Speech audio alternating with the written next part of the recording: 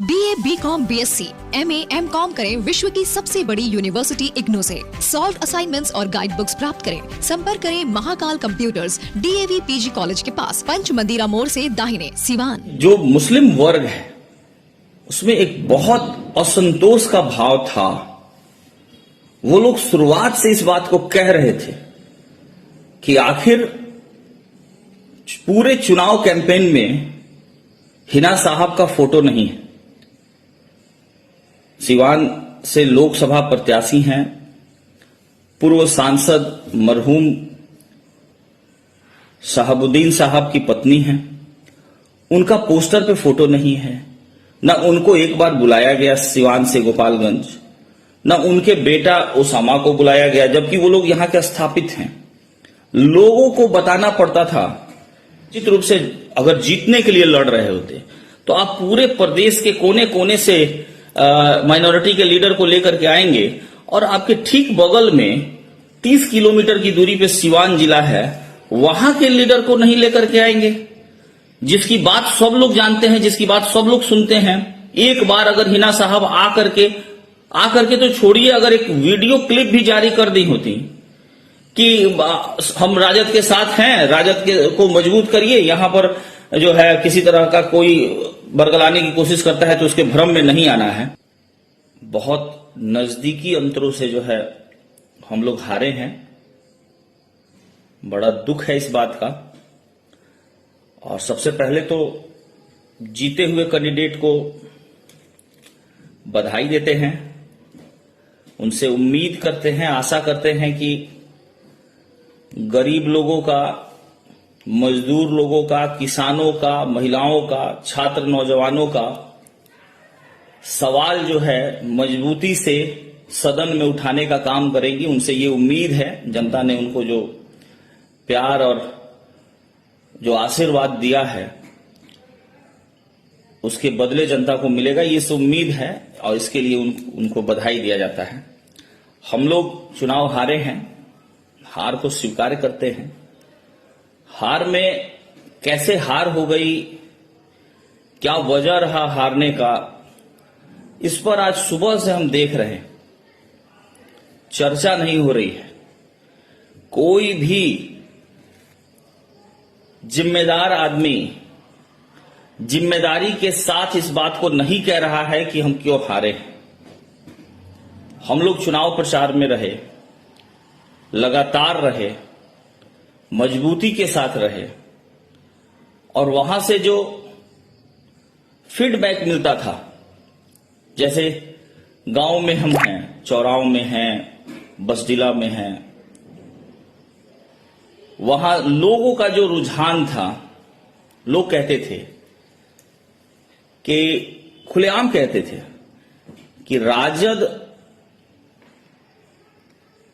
को मुसलमान वोट का सपोर्ट रहता है। MOI समीकरण है, अब A to Z समीकरण है। बहुत अच्छी बात है, A to Z समीकरण बना हमारा। MOI समीकरण से A to Z की बात होने लगी।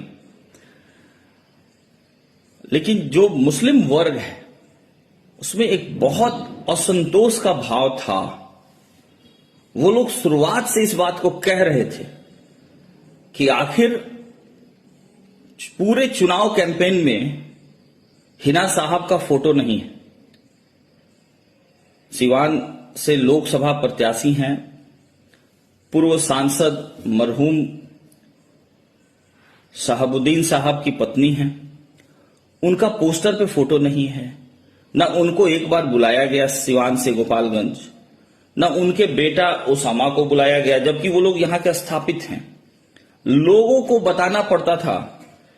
पूरे बिहार से कोने कोने से जितने भी माइनॉरिटी के, चाहे वो विधायक हैं, चाहे वो मंत्री हैं, या बहुत कम अंतरों से हारे हुए विधायक हैं, पूरे प्रदेश के माइनॉरिटी के नेतागण गोपालगंज में थे।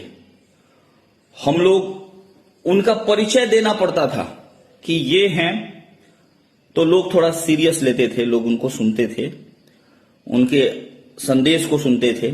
बावजूद उसके बाद से वो डिमांड करते थे कि हिना साहब क्यों नहीं आ रही। तो हमको लगता है कि यह जो चुनाव हुआ, और चुनाव में हम लोग बहुत कम अंतरों से हारे, हम लोगों को सारे वर्गों का वोट मिला, बहुत मजबूती के साथ वैश्य वर्ग का वोट हम लोगों के साथ, जो पारंपरिक वोट है बीजेपी का, वो एक बड़ा हिस्सा हम लोग के साथ आया। भले गलतफहमियां और अफवाह जो उड़ाया जाए, लेकिन वैश्य वर्ग का वोट हम लोगों को बहुत मजबूती से मिला है। और भी पिछड़ों का वोट मिला, माइनॉरिटी का वोट मिला है अभी भी, लेकिन जो बिखराव हुआ है वो बिखराव भी नहीं होता अगर हम लोग इस चुनाव को थोड़ा सीरियस लड़ते। देखिए, कार्यकर्ता तो सीरियस लड़ रहा है, कार्यकर्ता लगा हुआ है, जान लगाया हुआ है कि भाई हम लोगों को सीट निकालना है, लेकिन कहीं ना कहीं ऐसा लगा कि राजद के नेतृत्व से, ऊपर से माननीय उप मुख्यमंत्री तेजस्वी यादव जी के द्वारा इसको बहुत सीरियस नहीं लिया गया। इस चुनाव को अगर सीरियस वो लिए होते तो निश्चित रूप से अगर जीतने के लिए लड़ रहे होते तो आप पूरे प्रदेश के कोने कोने से माइनॉरिटी के लीडर को लेकर के आएंगे, और आपके ठीक बगल में 30 किलोमीटर की दूरी पे सिवान जिला है, वहां के लीडर को नहीं लेकर के आएंगे, जिसकी बात सब लोग जानते हैं, जिसकी बात सब लोग सुनते हैं। एक बार अगर हिना साहब आकर के तो छोड़िए, अगर एक वीडियो क्लिप भी जारी कर दी होती कि हम राजद के साथ हैं, राजद को मजबूत करिए, यहां पर जो है किसी तरह का कोई बरगलाने की कोशिश करता है तो उसके भ्रम में नहीं आना है, तो ये स्थिति आज हम लोग की नहीं होती।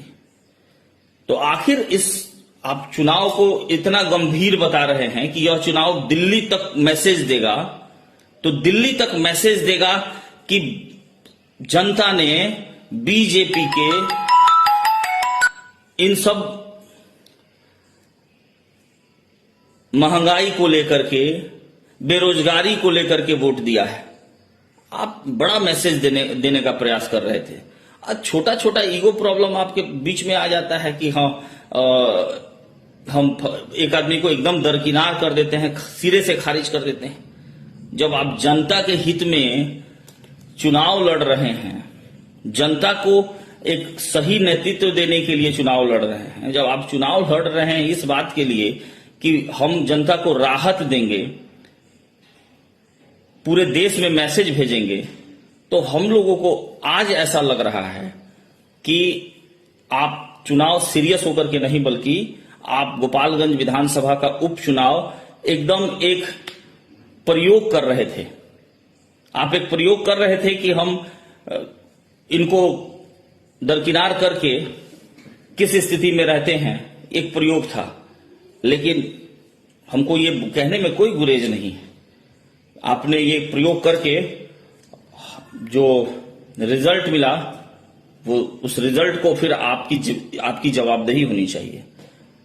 हम तो डिमांड करते हैं व्यक्तिगत तौर पे, तो पार्टी के गाइडलाइन, मतलब पार्टी के लाइन से नहीं कह रहे हैं, कि तेजस्वी यादव जी को इस गोपालगंज उपचुनाव के हार की जवाबदेही लेनी चाहिए, जिम्मेदारी उठानी चाहिए। उनको कहना चाहिए कि हमारे वजह से गोपालगंज हम लोग सीट हारे हैं, ये सत्य है। इसके अलावे गोपालगंज सीट जो है, कहीं कहीं हम लोगों से भी गलतियां हुई। हमारे प्रत्याशी, हमारे चाचा हैं मोहन चाचा, वो महागठबंधन का टिकट लिए हुए, महागठबंधन का टिकट ले करके आप रात को 1:30 बजे एक ऐसे व्यक्ति के घर जाते हैं जिनका आरएसएस से बहुत घनिष्ठ ताल्लुकात है। आप उनके घर जाते हैं उनसे मिलने के लिए, ठीक है, आप जाते हैं, आपका व्यक्तिगत रिलेशन है, जाइए, लेकिन फिर आप उस मीटिंग को आप अपने फेसबुक से क्यों डाल दिए? क्योंकि 1:30 बजे रात को तो कोई नहीं जाएगा आपका फोटो खींचने के लिए। आप खुद उस फोटो को खींचते भी हैं, खुद डालते भी हैं। आपको समझना चाहिए था, आप बीजेपी के टिकट से नहीं लड़ रहे थे चुनाव, आप चुनाव महागठबंधन के टिकट से लड़ रहे थे। तो महागठबंधन के टिकट का मतलब क्या मैसेज था? महागठबंधन का टिकट जो है वो किस तरह के मतलब रणनीति से लड़ना था? आप आरएसएस के विजय तिवारी जी के घर विजय तिवारी जी वरिष्ठ पत्रकार हैं, बड़ा सम्मान भी करते हैं हम उनका हमेशा पोस्ट हम पढ़ते भी हैं, उनसे बहुत कुछ सीखने को भी मिलता है। लेकिन आपको समझना होगा कि हम वैसी विचारधारा से लड़ रहे हैं और खुद आप सेल्फ गोल कर देते हैं। उनके घर गए भी और उसको फोटो को भी अपलोड कर दिया, आप अपने आईडी से कर दिए। जनता में इसका बहुत बहुत गलत मैसेज गया। बहुत हम लोगों को उस डैमेज को कंट्रोल करते करते तो हमको लग रहा है कि डैमेज कंट्रोल हुआ कि नहीं हुआ भगवान जाने। इस तरह का जो है माहौल जो है बहुत ठीक नहीं रहा। खैर, हमने गोपालगंज में बिशन पटेल साहब आए थे। बिशन पटेल साहब थे, काफी लंबे समय दिया उन्होंने। भोला यादव जी थे, लंबे समय से थे। श्याम रजक जी, तीनों वरिष्ठ नेताओं से हमने व्यक्तिगत तौर पे कहा कि हिना साहब का स्टेटमेंट या हिना साहब को बुलवाइए, तो उन लोगों ने एकदम से खारिज कर दिया हमारे बात को। कहा कि मतलब ऐसा लगा कि ये बहुत ऊपर स्तर की बात है, वहां तक जाने की जरूरत नहीं है, हम लोग ऐसे जीत रहे हैं, हम लोगों का लड़ाई बहुत निर्णायक है और इस पे आपको चिंता नहीं करना है। बिल्कुल सिरे से खारिज कर दिया गया, सिरे से खारिज कर दिया गया। तो क्या कहा जाएगा? बिशन पटेल साहब का हम लोग राजनीति देख देख करके हम लोग सीखे हैं उनसे, भोला यादव जी से सीखे हैं, श्याम रजक जी के संघर्षों को देखा है हमने। अब वैसे वरिष्ठ नेतागण जो अगर कह रहे हैं तो हम लोग इसके बाद क्या कर सकते थे? खैर, हार हुई है, एक्सेप्ट है, लेकिन ये हार जो है वो लंबे समय तक नहीं रहेगी। हमारे प्रत्याशी मोहन गुप्ता जी के बारे में भी बहुत अनर्गल सनर्गल, आप देखिए ना, बीजेपी के पास तो लड़ने के लिए कोई आधार ही नहीं था। गली गली में जाकर के उनके बड़े नेता सिर्फ और सिर्फ ये कहते थे कि भाई मोहन गुप्ता जिनको टिकट मिला है वो ये हैं, उनको टिकट मिला है वो ये हैं। उनके ऊपर अनर्गल बयानबाजी।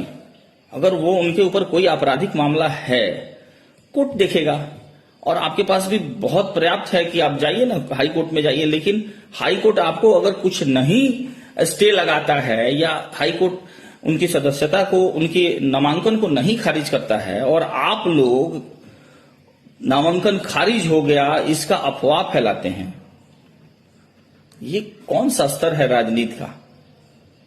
मतलब मैदान में उतरे हैं, लंगड़ी लगा रहे हैं। आमने सामने खेलिए, आमने सामने खेल करके जीत करके दिखाइए। हर तरफ से मतलब कोई ऐसा कसर नहीं था। जीतने के लिए किस स्तर पे चले गए। खैर, जनता माफ नहीं करेगी। जनता तो आने वाले समय में देख ही लेगी कि मोहन गुप्ता जी के ऊपर कितना आरोप था। अब हाई कोर्ट उनको कई साल का सजा देता है, जनता तो देखेगी और तब ये जनता भी महसूस कर लेगी कि बीजेपी का ये सिर्फ और सिर्फ प्रोपेगेंडा था। और जब ये प्रोपेगेंडा था तो ये हार जो है वो जनता की हार है, जनता हारी है और तब जनता तो माफ नहीं करेगी।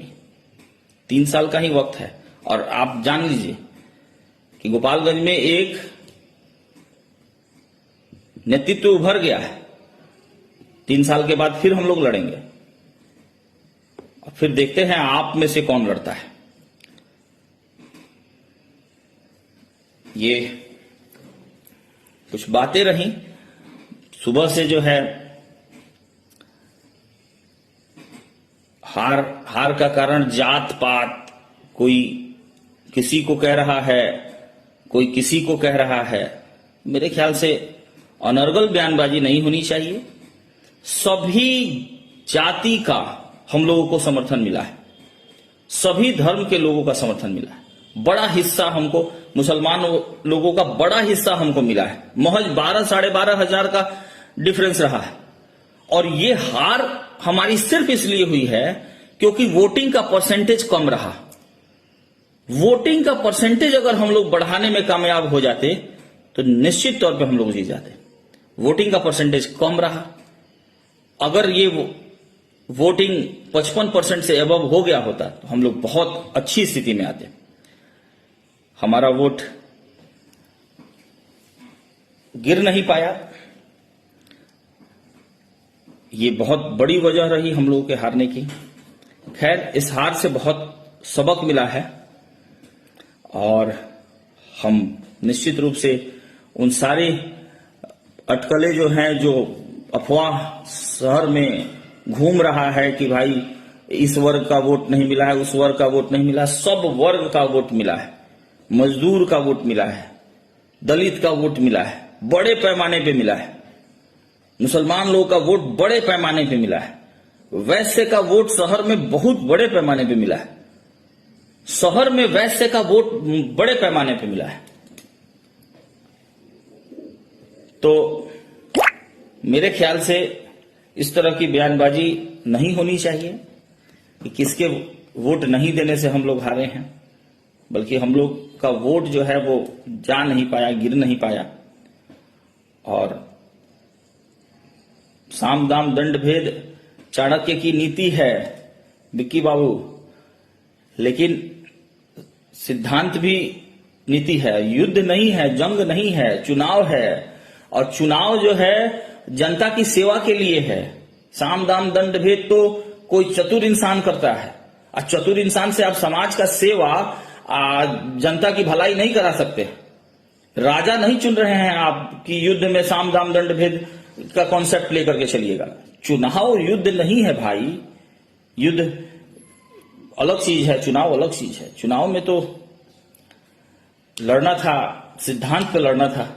अब बताइए, अब हमारा कैंडिडेट चुनाव लड़ रहे हैं और आप अफवाह फैला रहे हैं कि भाई वोट देने मत जाओ, चूंकि उनका नामांकन रद्द हो गया। ये सब गलत चीज है। आप कहीं नहीं कह रहे हैं कि महंगाई बेरोजगारी का जिक्र नहीं कर रहे हैं, कहीं जिक्र भी नहीं है। आप गली गली में घूम करके मोहन गुप्ता ये है, मोहन गुप्ता वो हैं, इसका बात कर रहे हैं। ये साम दाम दंड भेद से अगर आप सरकार बनाएंगे तो निश्चित रूप से आप फिर विकास की बात भूल जाइए, फिर विकास का सोचिए भी मत, क्योंकि विकास ऐसे लोग नहीं कर पाएंगे जो जीतने के लिए किसी हद तक गिर सकते हैं। राजनीति में कुछ सिद्धांत, कुछ मोरल रहना चाहिए। खैर, आप सब लोगों का बहुत बहुत धन्यवाद जुड़ने के लिए। और निश्चित रूप से अब इसके बाद भी नगर निकाय का चुनाव होना है। अब नगर निकाय के चुनाव में हम लोग मजबूती से लगेंगे और फिर उन्हीं लोगों से लड़ाई है जिनसे आज लड़ाई हुई है, उन्हीं से लड़ाई है। आप देखिएगा कि क्या जात का कसक है।